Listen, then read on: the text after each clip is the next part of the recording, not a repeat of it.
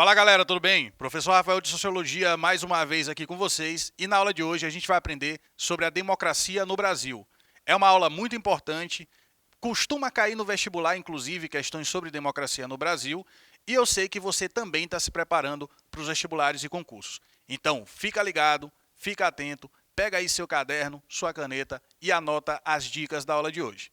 A gente vai começar primeiro listando os tópicos, ok? Então acompanha aqui comigo.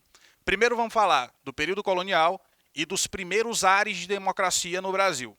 Depois, a Primeira República, a Era Vargas, o intervalo democrático, a redemocratização a partir dos anos 80 e também as bases jurídicas ou bases legais da democracia brasileira.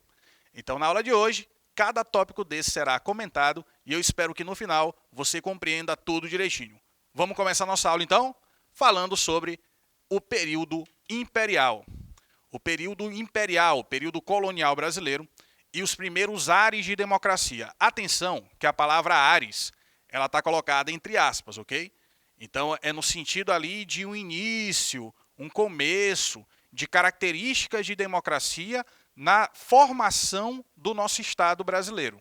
Ainda no período imperial, ainda no período colonial. É claro que a democracia ela está muito mais presente no período republicano, nós sabemos disso. Mas já no período anterior, no período do Brasil colônia, do Brasil império, sobretudo, nós já temos características de democracia. Então acompanha só. Lá nesse período, no período imperial, nós temos características políticas de democracia misturadas, fundidas com características de aristocracia, ok? Democracia, você já sabe o que é. É o governo do povo, o governo para o povo. Demo é povo, cracia é poder. Aristocracia é o governo de alguns, não de todos, mas de determinados grupos, tidos ali como os aptos, os melhores, ok? Então, aristocracia e democracia são coisas diferentes. Só que no período imperial nós temos características dos dois, misturadas. Por exemplo, o direito ao voto já existia no Brasil. Só que o direito ao voto era um direito restrito, somente aos homens considerados de bem, proprietários de terra e com famílias de estima social, ou seja, de uma origem familiar importante. Por isso, características também de aristocracia, uma vez que esse direito não era um direito amplo, não era um direito abrangente, e sim um direito restrito a um pequeno grupo social, certo? Outra coisa, as autoridades públicas, exceto, obviamente, o imperador e a família real, eram escolhidas em assembleias. Existiam assembleias, não era tipo eleição como é hoje, ok? Mas eram assembleias onde daquelas assembleias saíam as autoridades públicas, que compunham os outros poderes que não o executivo.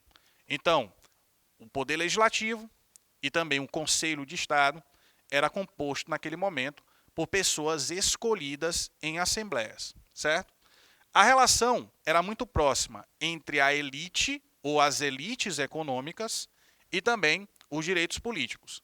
Geralmente eram as elites que tinham esses direitos de participar politicamente das decisões que aconteciam naquele período aqui no Brasil, certinho? Então, novamente, você percebe uma participação, só que ela ainda é muito restrita, ela é censitária, ela é limitada, ok? E por último, nós temos ali a reprodução das relações de dominação social e também de propriedade econômica. O que eu quero dizer com isso? Eu quero dizer que geralmente quem ocupava os cargos de decisão, os cargos de poder político, eram pessoas vinculadas a essas elites econômicas e que mantinham ali o seu status social. Certinho? Percebe que ainda não podemos falar plenamente de democracia nesse período anterior. No período imperial, no período colonial, existe ainda a formação de uma ideia, né, de Estado brasileiro, ainda vinculado lá à monarquia como forma de governo, mas que começa a ter algumas características bem pontuais, bem específicas, do que a gente pode considerar como ideais democráticos, ainda muito limitado. Esses ideais eles se tornam mais amplos, mais abrangentes, após a proclamação da República no Brasil. Você sabe, das aulas de história, que a nossa república foi proclamada pelos militares, junto com alguns civis republicanos, que no dia 15 de novembro de 1889 modificam a forma de governo do Brasil. O Brasil era uma monarquia, passa a ser uma república. E aí, nessa transição, existe uma mudança na perspectiva dos ideais democráticos, que se tornam mais amplos, mais abrangentes, a partir dessa fase chamada de Primeira República. No período da Primeira República, também podemos chamar de República Velha, não podemos afirmar que existia uma democracia limitada. Ou melhor, podemos afirmar, não é que não podemos, nós podemos afirmar que existe ainda um aspecto muito limitado na democracia aqui no Brasil. Tá? Então não é uma democracia tão ampla, uma democracia tão plena, ainda é muito limitada a participação política, ainda é muito limitado os ideais de direitos e cidadanias. Mas já é um pouco melhor do que era antes. Percebe que a gente está falando de um processo de abertura, um processo de ampliação dos direitos políticos e da cidadania no Brasil. Começamos no período imperial, agora chegamos ao período republicano. Certinho? Então, ampliou um pouco mais, ainda não é o ideal, mas já é mais amplo. Nesse período, Primeira República, existia a expectativa da expansão democrática. Imaginava-se o seguinte: com o modelo republicano, as pessoas teriam mais acesso aos direitos e também a possibilidade de participação política. Era o que se tinha como expectativa. Isso aconteceu de fato? Mais ou menos. Aconteceu em partes. De fato, houve uma ampliação da participação política, sobretudo na questão do voto, mas muita gente ainda estava de fora. Ainda não tinha essas prerrogativas, ainda não tinha os direitos suficientes para ser considerado como alguém que participa ativamente das decisões políticas, nem que seja votando.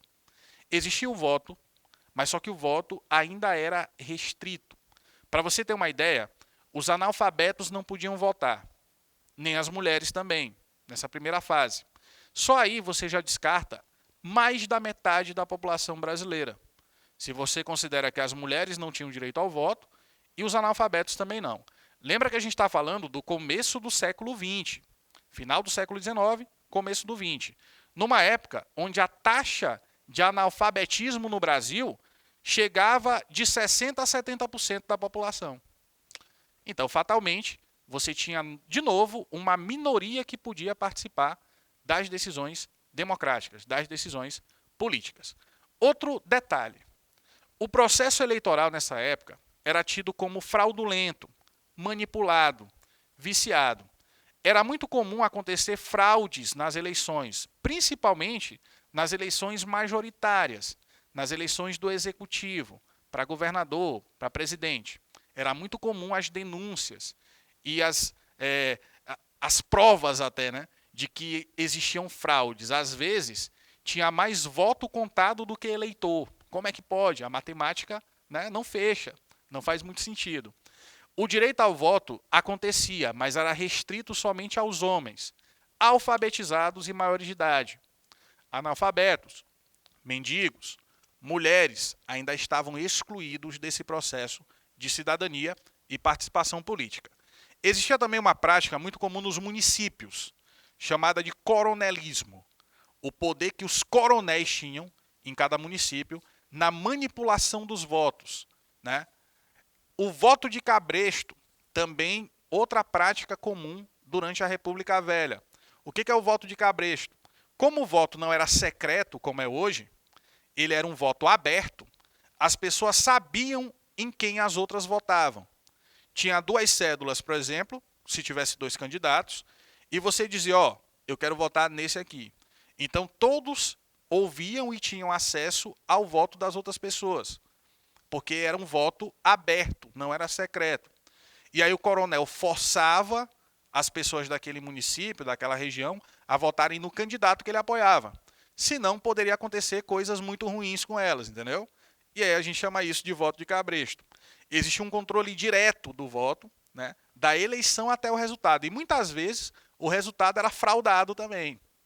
Então percebe ali que faltava muito ainda para a gente avançar nesse período, para dizer que de fato havia uma democracia. Existia formalmente, mas de fato mesmo, ainda precisava avançar bastante, né? Analfabetos e mulheres não tinham direito ao voto, como eu falei antes, e a gente fecha esse quadro aqui da Primeira República.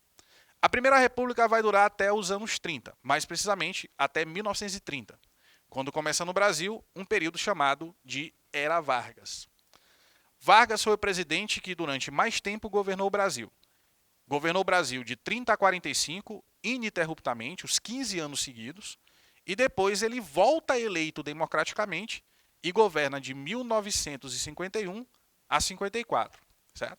Então ele passou ali quase 2 décadas praticamente, se a gente contar todos os anos, presidindo o nosso país, certo? Até 1930, a política brasileira da República Velha era marcada ali pela predominância das oligarquias de Minas Gerais e de São Paulo. Minas Gerais era um estado exportador de leite, pecuária leiteira, né? E São Paulo, café. Por isso que a gente também chama esse período da política de política do café com leite, devido a essa alternância de poder entre mineiros e paulistas. Até que, finalmente, em 1930, Vargas, num golpe de Estado, ele concorreu à eleição, mas ele perdeu a eleição, que foi possivelmente fraudada, foi fraudulenta, e aí ele articula um golpe e consegue tomar o poder. Depõe o presidente, na época, e assume o poder político, ok? Então ele assume num golpe de Estado. E nesse período, do golpe de Estado até 45, você tem 3 fases do governo Vargas. O governo provisório, de 30 a 34, o governo constitucional, de 34 a 37, e o Estado Novo, de 37 a 45. Certo? Então são 3 fases diferentes. Nessa primeira fase do governo provisório, Vargas modificou algumas leis que existiam no Brasil. A lei eleitoral, por exemplo, foi modificada. E a partir de 1932, as mulheres passaram a ter o direito a voto também. Então a gente considera que nesse período, nos anos 30, foi ampliada a participação política dos cidadãos com a inserção do voto feminino, do direito das mulheres tanto votarem quanto participarem das eleições, como candidatas inclusive, certo? Então já existe uma ampliação, já ficou um pouco maior ali, né, o conjunto da cidadania e da participação política no Brasil no período Vargas. Só que, apesar do direito ao voto ter sido expandido, o que aconteceu? Nesse mesmo período, houve a suspensão das eleições e também a ilegalidade, a ilegitimação dos partidos políticos, principalmente a partir de 37, quando Vargas decreta o Estado Novo e começa um período ditatorial no Brasil, certo? Então houve a expansão do direito a voto, mas ele nem foi tão praticado assim, porque logo depois houve a suspensão do processo eleitoral e também da existência dos partidos políticos daquela época. Devido à pressão popular, em 34, Vargas é obrigado a promulgar uma Constituição. Foi promulgada, existe a Constituição de 34, mas ela teve uma vida curta, porque logo em 37 teve outro golpe. O golpe dentro do golpe, que foi o Estado Novo, certo? Em 37 inicia-se o Estado Novo, onde as garantias democráticas ficam suspensas. A Constituição deixou de valer. E a democracia só volta de verdade para o Brasil depois do final da Segunda Guerra Mundial, em 45, quando Vargas sofre pressões tanto internas quanto externas e sai do poder, assumindo então, né, a partir de uma eleição, o general Eurico Gaspar Dutra. A partir do momento que Dutra assume o poder, assume o governo do Brasil no lugar de Vargas, começa uma fase chamada de República Populista. E essa fase ela vai durar de 46 até 64, certo? Então, nesse curto período de tempo, houve ali uma redemocratização do país, com presidentes que foram muito marcantes para a história do Brasil. Por exemplo, Juscelino Kubitschek foi presidente durante esse período, assim também como Getúlio Vargas voltou a ser presidente eleito em 1951, certo? Então, são nomes importantes até hoje da política nacional que presidiram o Brasil nesse curto intervalo de tempo.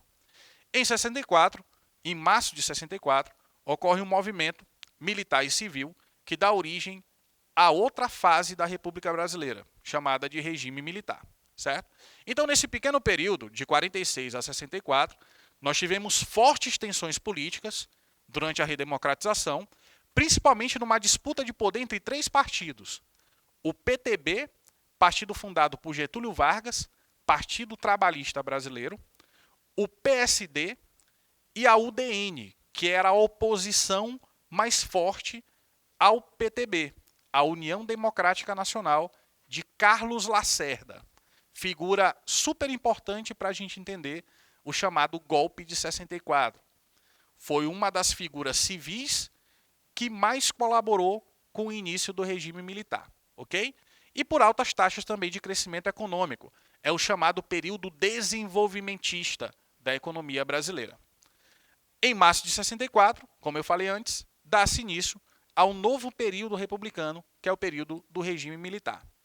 O regime militar ele foi fruto da articulação de políticos civis, né, como Carlos Lacerda, e também de líderes militares, que assumiram o poder depois de um certo imbróglio, de uma confusão que existiu ali nos anos 63 e 64, com a renúncia de Jânio Quadros, presidente eleito, e quem iria assumir seria o seu vice João Goulart, que tinha um passado ligado ao Partido Comunista Brasileiro. E a gente vivia uma época ali da Guerra Fria, né? O confronto entre capitalismo e socialismo, entre Estados Unidos e União Soviética. E aí os Estados Unidos também, de certa forma, deu um amparo, né, para que esse movimento acontecesse e impedisse, de fato, que João Goulart assumisse o Brasil com plenos poderes. Lembrando que ele tinha um passado ligado ao comunismo. E aí, então, com esse forte viés anticomunista, a gente tem o início de uma nova fase da República Nacional. Interrompeu-se uma experiência democrática, que era muito recente, vinha de 46, né, pouco tempo atrás, e aí a gente tem, nesse período, o apoio de setores como a elite empresarial, setores conservadores da Igreja Católica, camadas médias urbanas, a própria classe, a classe média, né, a camada média urbana, os grandes produtores rurais, a aristocracia rural, também deu suporte a essa nova fase lá no início. Politicamente, foi um movimento marcado pela centralização do poder. Por isso também é chamado de ditadura militar, ok? Então, ditadura, centralização do poder. Tanto que, durante uma fase ali, a partir de 1968, com o chamado AI-5, essa centralização fica ainda mais evidente. O presidente ganha ainda mais poderes com o fechamento do Congresso e o controle sobre o judiciário, ok? E aí você tem o cerceamento, a limitação de direitos políticos e civis e a existência do bipartidarismo. Atenção, o prefixo bi significa dois. Partidarismo, partidos políticos. Durante a maior parte desse tempo, houve apenas dois partidos políticos no Brasil. A ARENA, Aliança Renovadora Nacional, e o MDB, Movimento Democrático Brasileiro. Passada essa fase... Parou. Engasguei. Pode ir? Passada essa fase, esse intervalo democrático e também o regime militar, nós temos a redemocratização no Brasil, que é sobretudo a partir do final dos anos 70, mas principalmente nos anos 80. No final dos anos 70, em 1979, nós temos a chamada Lei da Anistia, certo? Essa Lei da Anistia, ela marca ali o início do processo de retorno à democracia. A Lei da Anistia, ela perdoou vários crimes políticos. Então, muitos intelectuais e políticos de oposição que foram exilados do Brasil durante o período mais duro do regime militar puderam retornar ao país, né, foram perdoados, anistiados. E aí você tem também a volta do pluripartidarismo. Começam a existir vários partidos políticos, não apenas dois. Muitos partidos voltam a existir, outros partidos são criados a partir daquele momento. E temos uma reabertura lenta, gradual e segura para a democracia, que vai durar mais ou menos 10 anos para se concretizar de verdade. Em 84, um forte movimento popular chamado Movimento Direta Já, né, que reuniu inclusive muitos partidos diferentes que todos tinham ali o mesmo objetivo: lutar pela redemocratização plena do Brasil e pelas eleições diretas para presidente. Já aconteceram eleições para outros cargos, deputados, etc. O presidente ainda não. E aí, essa emenda, chamada Emenda Dante de Oliveira, ela não foi aprovada pelo Congresso. Então teve eleição, só que foi indireta. Foram os próprios deputados e senadores que votaram e elegeram o primeiro presidente civil depois do regime, chamado Tancredo Neves, e o seu vice José Sarney, que por motivos de saúde acaba assumindo a presidência no lugar de Tancredo. Em 87 nós temos uma Assembleia Nacional Constituinte. Em 88, finalmente, a promulgação da Constituição Federal, que até hoje está em vigência. E em 89, o fim desse processo de reabertura com a eleição direta para presidente da República. As bases jurídicas da democracia brasileira estão nessa Constituição. Em seu artigo 14, fala que a soberania popular será exercida pelo voto universal, sufrágio universal, e também pelo voto direto e secreto, certo? Então a gente encontra na Constituição as bases legais para a democracia no Brasil. Dito isso, encerro mais uma aula de Sociologia. Um forte abraço a todos e até a próxima. Tchau, tchau.